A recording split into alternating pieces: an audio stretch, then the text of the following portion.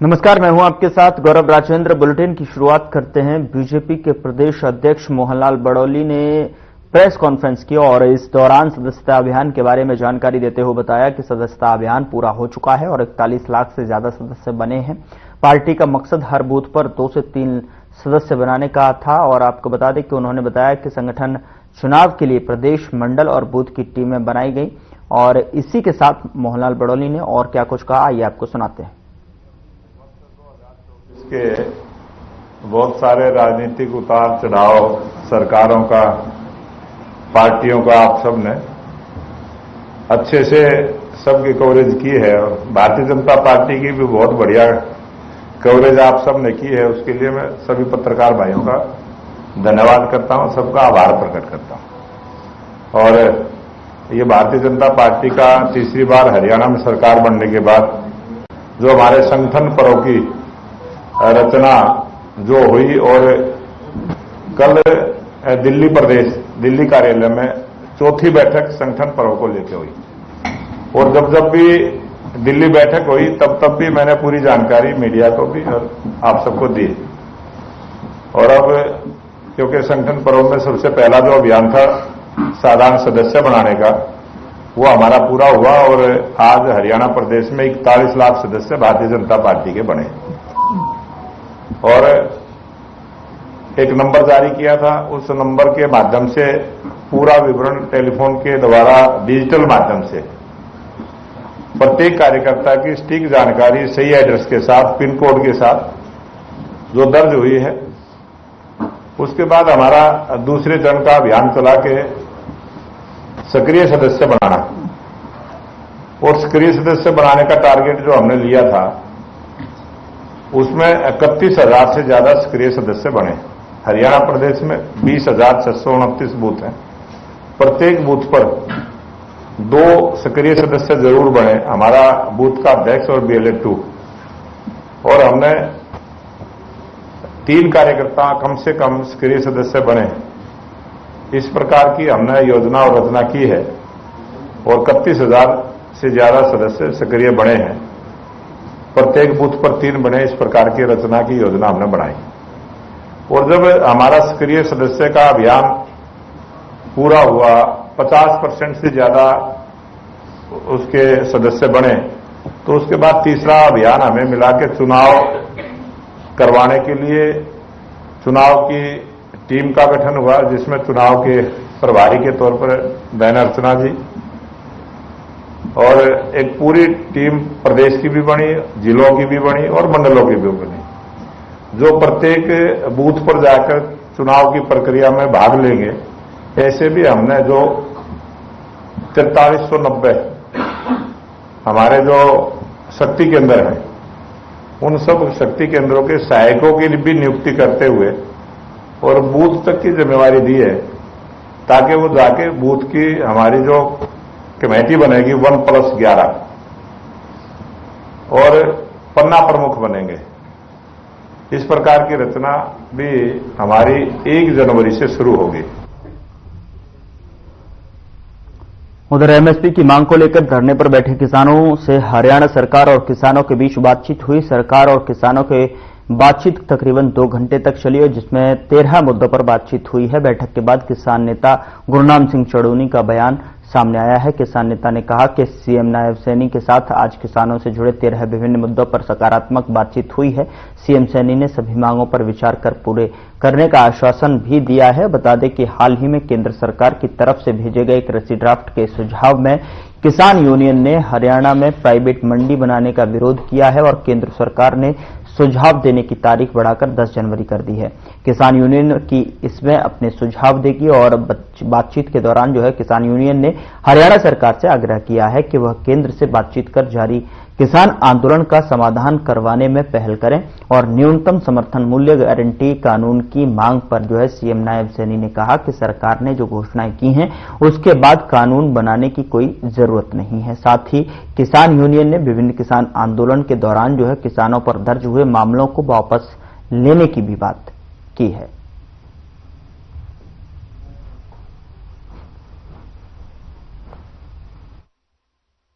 ये एक तो जो नया कानून ला रहे हैं जिसका अभी इन्होंने नोटिफिकेशन जारी किया है कि प्राइवेट जगह को मंडी मानेंगे। इसका मतलब सेलों को मंडी मानेंगे, गेहूं मंडी में नहीं आएगी, सेलों में जाएगी। आड़तें बंद, धान के आगे जो है वो इस तरह के वो भी सीधी सेलर में जाएगी, तो धान मंडी में नहीं आएगी, तो आड़तें बंद।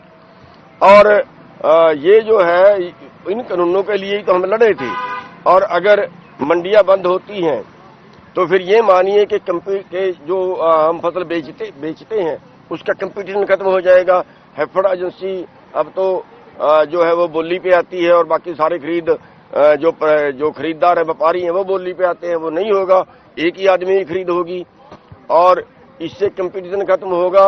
मंडी के आड़ती, मंडी के मुनीम, मंडी के पल्लेदार, मंडी के जो ट्रांसपोर्टेशन वाले, वारदाने वाले, वो सब चीज का एकदम बेरोजगार होंगे। तो ये कानून जिसके लिए हम लड़े थे वही कानून दोबारा वापस ला रहे हैं। ये तो वादे से मुकरने वाली बात है और किसानों से विश्वासघात वाली बात है। तो उसके बारे कहें, केंद्र सरकार को कहें कि इस कानून को रोके। और दूसरा जो है, जो मौजूदा आंदोलन है उसके लिए केंद्र सरकार से बात करे हरियाणा सरकार और मामले को बातचीत के माध्यम से सुलटाए। और गन्ने का भाव की मांग है कि गन्ने का भाव पिछले कई सालों से थोड़ा थोड़ा बढ़ता है। अब की बार गन्ना पटना शुरू हो गया है, एक मिल दूसरे मिल का गन्ना ले रही है, तो ये गन्ना अगली बार बिजाई नहीं होगा तो उसका एरिया धान के नीचे जाएगा। धान पहले से ज्यादा है तो गन्ने का भाव इस बार और बढ़ाया जाना चाहिए। जो फसलें खरीदते हैं वो कम क्वांटिटी पे खरीदते हैं, वो उनकी क्वांटिटी बढ़ाएं। ये सभी मांगे लेके हम जो है आज मुख्यमंत्री जी से, देखिए आज हमारी माननीय मुख्यमंत्री जी से जो मीटिंग हुई है, हमारे सभी जिला प्रधान, सभी स्टेट बॉडी के अभी सभी आदमी शामिल थे और हमारी 13 मुद्दों पे बातचीत उनसे हुई है। उनमें एक मुद्दा तो ये है कि जो सरकार ने अभी जो मंडियां तोड़ रहे हैं, प्राइवेट एरिया को मंडी बनाने का जो उन्होंने भेजा है, तो उसके बारे हुई है। उसके बारे हमने माननीय मुख्यमंत्री जी को कहा है कि हमें हरियाणा में ये कबूल नहीं है।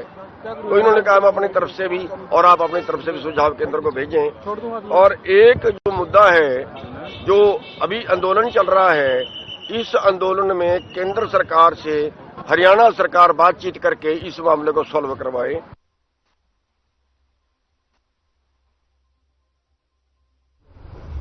उधर चरखी दादरी जिले के गांव झोझूकला की ग्राम पंचायत के जरिए एक नई मुहिम शुरू की गई है, जिसका नाम है ग्राम पंचायत आपके द्वार।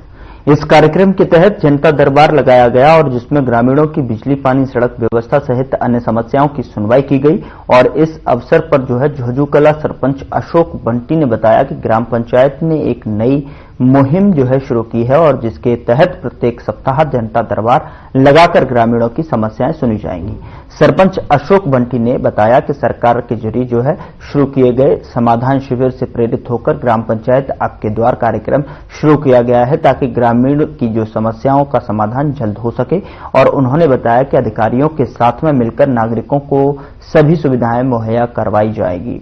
वहीं ग्रामीणों ने बताया कि यह ग्राम पंचायत की बहुत अच्छी पहल है, जिससे ग्रामीण अपनी समस्या जनता दरबार के माध्यम से ग्राम पंचायत और अधिकारियों के सामने रख सकेंगे। साथ ही ग्रामीणों ने बताया कि क्षेत्र के अन्य गांवों में भी इस मुहिम का असर देखने को मिलेगा।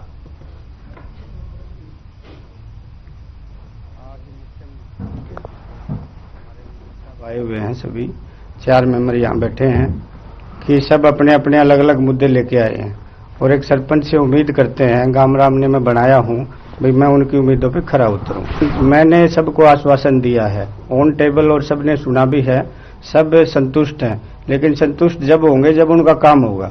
जैसे किसी के मुद्दे थे, कोई अपनी तनख्वाह का मुद्दा लेके आया है, मेंबर हैं तो बीडीपीओ साहब के साइन नहीं कर रहे हैं, उनका काम नहीं हो रहा है। 1.5 साल से गरीब मुद्दे हैं हमारे, 16 मेंबर बिल्कुल गरीब हैं जिनके 10-20 हजार से ही काम चलता है और वो भी 1.5 साल से सैलरी नहीं डल रही है। मुख्य मुद्दा ये था। कुछ ग्रामीणों के थे, उनके कोई चोरी वगैरह होगी, हम एसएचओ साहब से बात करेंगे, एसएचओ साहब क्या आश्वासन देंगे। तो हम जल्द से जल्द, मेरा प्रयास है कि जो भी जितने भी बंदे आए हैं वो अपनी अपनी समस्या मेरे टेबल से खुश होके जाएं। पंचायत झोझूकला के सरपंच श्री अशोक बंटी जी का धन्यवाद करना चाहूंगा कि उन्होंने ग्राम पंचायत आपके द्वार का आयोजन किया और ये सप्ताह में एक दिन इसका आयोजन करेंगे।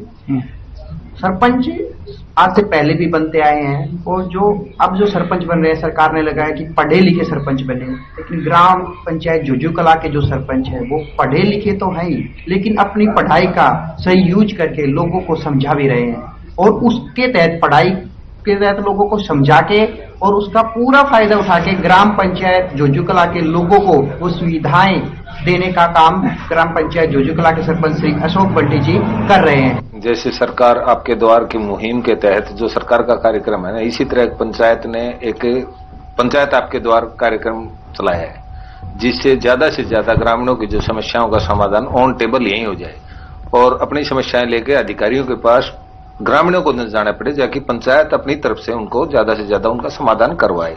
काफी समस्याएं आई हैं गांवों से, कोई जैसे गंदे पानी की निकासी की है या फिर कोई पब्लिक इशू हैं, आपसी मैटर हैं। काफी अच्छा लगा ये देख के कि पंचायत के माध्यम से भी काफी झगड़े हैं, जो मामूली जो झगड़े हैं या मूलभूत सुविधाओं की जो बातें हैं वो बिल्कुल खुल के सामने आई हैं। तो अच्छा लगा ये कार्यक्रम ग्राम पंचायत ने जो किया है, बहुत बेहतर है।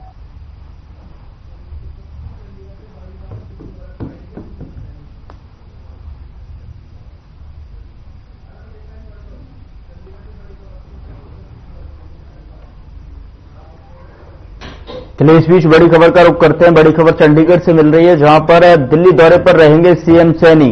तो इस बीच बड़ी खबर आप तक पहुंचा रहे हैं चंडीगढ़ से।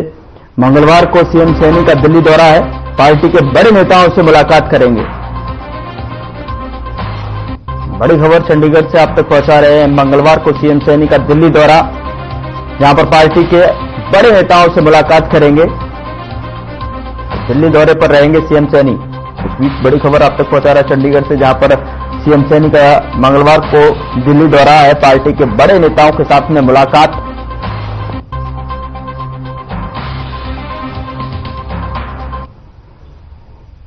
चलिए खबरों में आगे बढ़ते हैं। पुंडरी खंड के गांव फतेहपुर में पुलिस प्रशासन की कड़ी कार्रवाई देखने को मिली है और नशे के खिलाफ पुलिस प्रशासन ने बड़ी टीम के साथ में जो है गांव में कई स्थानों पर दबिश दी है। पत्रकारों से बात करते हुए थाना प्रभारी बलबीर सिंह ने बताया कि हमारे पास बड़ी मात्रा में शिकायतें आ रही थी। थाना प्रभारी बलबीर सिंह ने बताया कि पुंडरी में हम नशे के कारोबार को पनपने नहीं देंगे।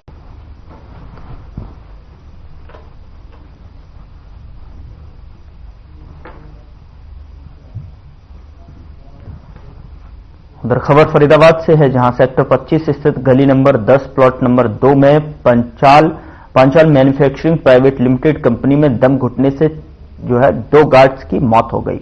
बता दें कि गार्ड रूम में अंगीठी जलाकर सो रहा था और पुलिस ने दोनों मृतकों के शवों को कब्जे में लेकर पोस्टमार्टम के लिए भेज दिया है।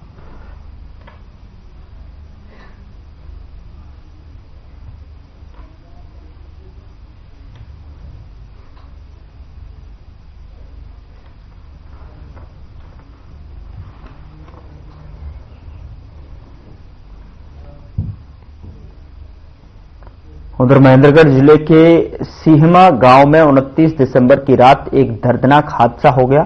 एक कार अनियंत्रित होकर जवाहरलाल कैनाल नहर में जा गिरी और इस हादसे में ड्राइवर की मौत हो गई। जानकारी मिली है कि हादसे के वक्त नहर के पास ही कुछ युवक खाना खा रहे थे। युवकों ने जब हादसा देखा तो तुरंत ही पुलिस को सूचना दी। युवकों ने नहर से गाड़ी में फंसे व्यक्ति को बाहर निकाला और एम्बुलेंस की मदद से जो है नारनौल के नागरिक अस्पताल पहुंचाया, लेकिन डॉक्टरों ने जांच के बाद कृष्ण कुमार को मृत घोषित कर दिया। सूचना के बाद मौके पर पहुंची पुलिस आपको बता दें कि मृतक की पहचान 41 वर्षीय कृष्ण कुमार के रूप में हुई है, जो गांव डेरोली अहीर का रहने वाला था।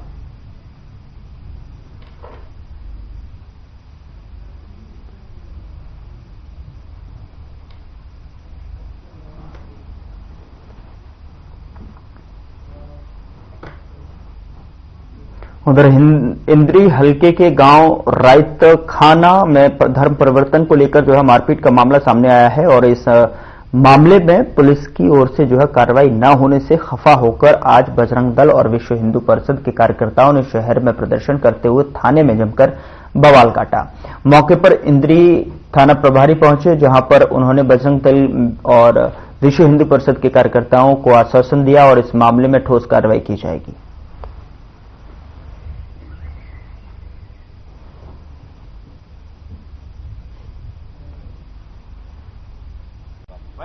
ये 16 तारीख से 16 दिसंबर से कुछ जो जैसे आप सब जानते हैं कि कुछ बहनें बेटियां जो है ना ईसाई धर्म का प्रचार प्रसार करने के लिए गांव राहत खाना के अंदर आती हैं और वो घर घर जाकर के कुछ तो इतिहास कुछ ऐसा जो लिटरेचर वितरित कर रही थी और लोगों को प्रलोभन दे रही थी कि आप ईसाई धर्म अपनाओ, आपको बहुत कुछ पैसा भी मिलेगा, ये सब कुछ मिलेगा, इस प्रकार के प्रलोभन दिए गए।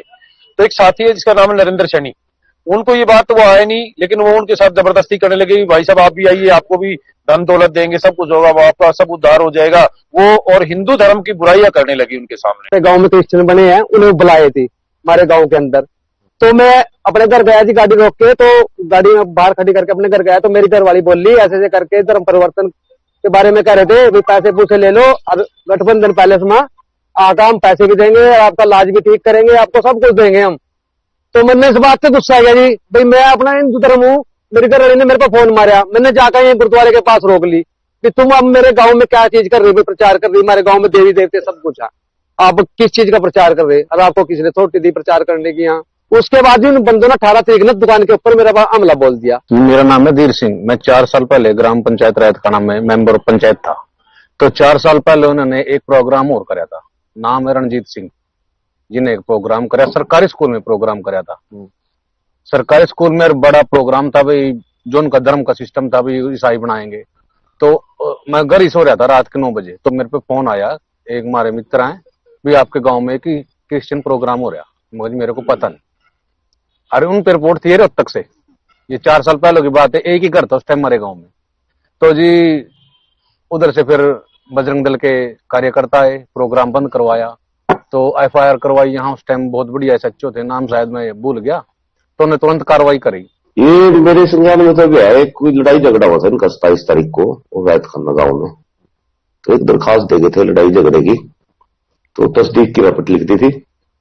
तो अभी ये आए हैं, देखो भाई ये कोई धर्म परिवर्तन करा रहे हैं गांव में, कुछ ऐसा मामला है, आपस में लड़ाई झगड़ा देखो उसकी कर रहे हैं, जांच कर रहे हैं, तस्दीक के उपरांत जैसी भी कार्रवाई वो जरूर करेंगे। कोई मारपीट भी हुई है? मेडिकल पेश कर रहे हैं, अब मारपिटाई का भी है। इससे पहले भी बता रहे हैं कि 18 तारीख को भी कोई इनका झगड़ा वगैरह हुआ। ये बता रहे हैं 18 तारीख को वही कोई बुक्स वगैरह गाँव में बांट रहे थे, कुरुक्षेत्र से आए हुए थे कोई लेडीज वगैरह, उस चीज का विरोध किया हुआ इसने, वो दरखास्त देखो, वो मेरे अभी संज्ञान में नहीं है। देखो उधर कैथल रोडवेज के एक चालक द्वारा ड्यूटी के समय शराब के नशे में धुत होने का मामला सामने आया है। आपको बता दें कि चालक के नशे में होने पर सवारियों ने हंगामा कर दिया और इसकी सूचना पुलिस को दी गई और यात्रियों ने कहा कि अगर वे विरोध नहीं करते तो न जाने कोई बड़ा हादसा हो सकता था। पुलिस ने मामले की जानकारी उच्च अधिकारियों को दी तो चालक को बस से उतार दिया गया और उनकी जगह दूसरे चालक को भेजा गया। मामला 29 दिसंबर कैथल बस स्टैंड का बताया जा रहा है। बस में बैठी सवारियों का कहना है कि उन्हें एक के बाद एक 4 से 5 बसों में बैठाया गया, लेकिन जिस बस में भेजा गया उसकी लाइट भी खराब थी। वहीं इस मामले पर कैथल बस अड्डा ड्यूटी इंचार्ज ने कहा कि चालक पर कार्रवाई के लिए लिखा गया है।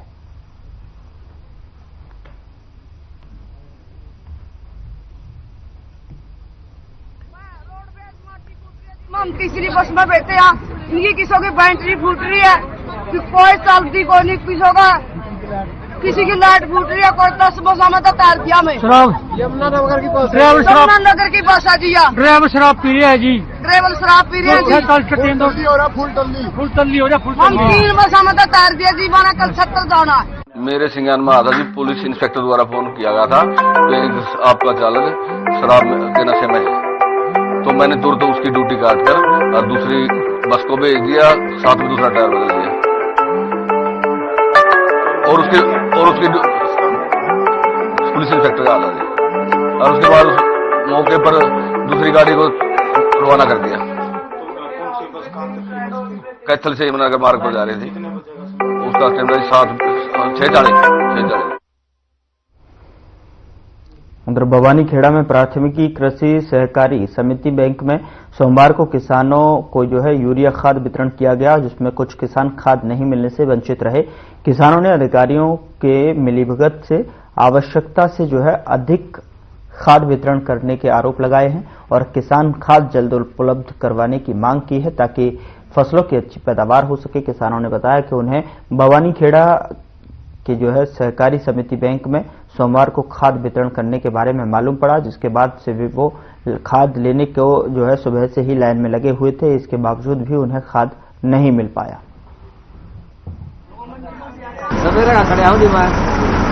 क्या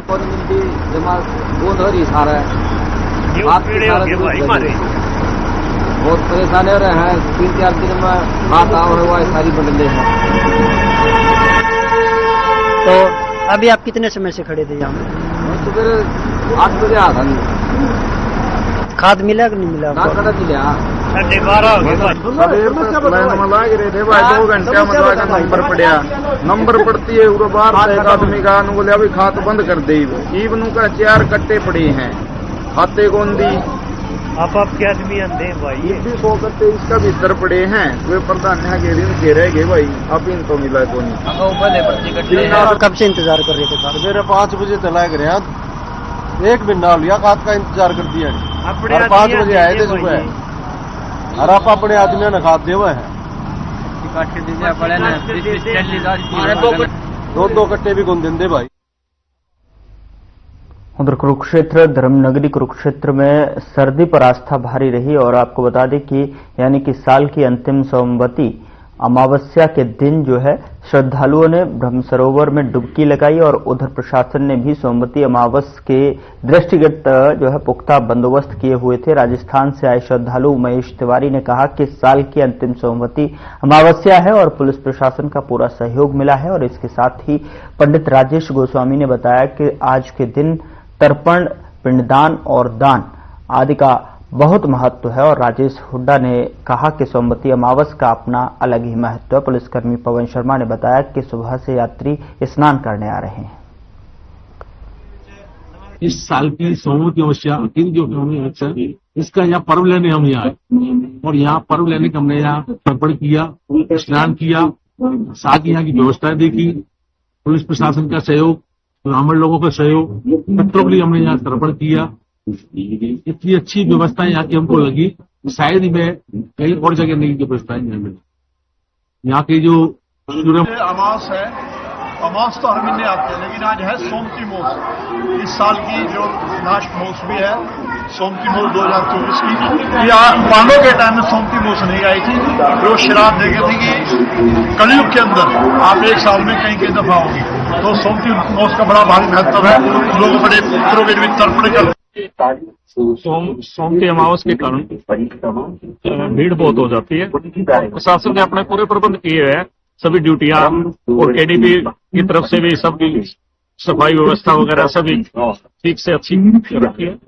और थोड़ा ठंड के कारण अब की बार थोड़ा मौसम भी ज्यादा ठंडा है, इस कारण थोड़ी। फिलहाल बुलेटिन में इतना ही। नमस्कार।